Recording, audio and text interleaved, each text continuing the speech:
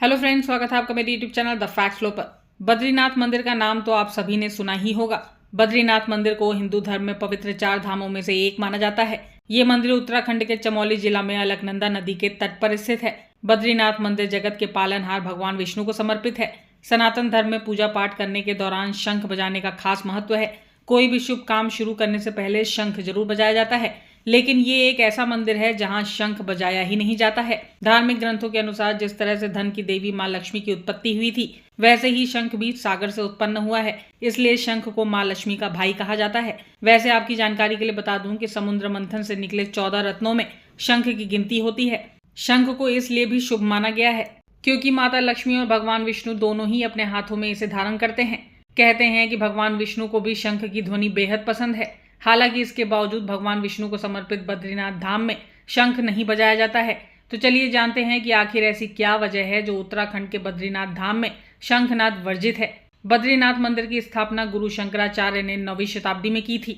इस पवित्र धाम में भगवान विष्णु की ध्यान मुद्रा में 1 मीटर लंबी मूर्ति है, जिसको शंकराचार्य ने नारद कुंड से निकालकर स्थापित किया था। माना जाता है कि भगवान विष्णु की स्वयं प्रकट हुई 8 मूर्तियों में से एक है, जिसके दर्शन करने मात्र से व्यक्ति को मृत्यु के बाद मोक्ष की प्राप्ति होती है। पौराणिक मान्यताओं के अनुसार माता लक्ष्मी जी ने भगवान विष्णु जी को तपस्या के दौरान बद्री यानी कि बेर का पेड़ बनकर छाया देने का कार्य किया था। लक्ष्मी जी के इस समर्पण भाव से खुश होकर भगवान विष्णु जी ने इस जगह को बद्रीनाथ धाम से प्रसिद्ध होने का वरदान भी दिया था। कहा जाता है कि एक बार माता लक्ष्मी बद्रीनाथ धाम में तुलसी रूप में ध्यान कर रही थीं। जब वो ध्यान मग्न थीं, उसी समय भगवान विष्णु ने शंखचूड़ नाम के राक्षस का वध किया था।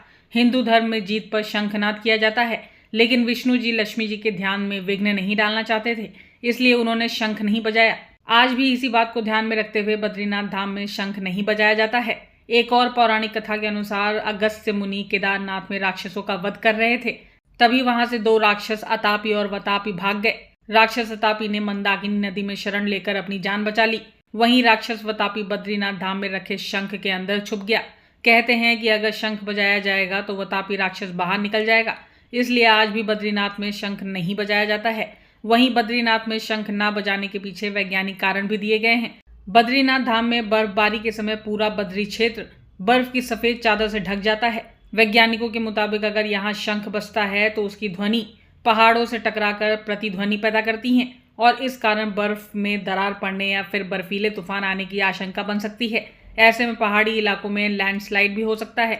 इस वजह से भी यहाँ पर आदिकाल से शंख नहीं बजाया जाता है। अगर आपको मेरे चैनल पर दी गई जानकारी अच्छी लगी हो तो सब्सक्राइब कर दें, लाइक एंड शेयर भी करें और आगे इसी तरीके की नई जानकारी पाने के लिए बेल आइकन दबाना ना भूलें। Bye bye.